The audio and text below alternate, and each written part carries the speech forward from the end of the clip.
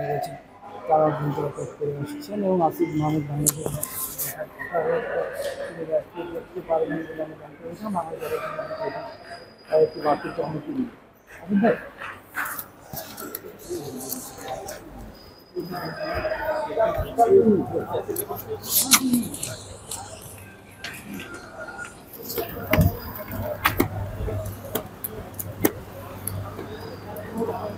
ভাইয়া শুধু বাংলাদেশ দল নিয়ে যদি একটু কিছু বলতেন, শুধু বাংলাদেশ দল নিয়ে প্রত্যাশাটা যদি একটু বলতেন।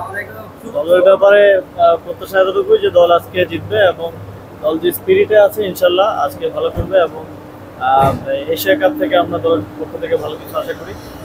হংকং ম্যাচ যতটুকু দেখলাম আমি হোপফুল। ভাইয়া সংযুক্ত আরব আমিরাত বাংলাদেশকে স্পোর্টস অনেক হেল্প করতে চায়, সেই বিষয়টা নিয়ে কোনো আপডেট আছে কিনা?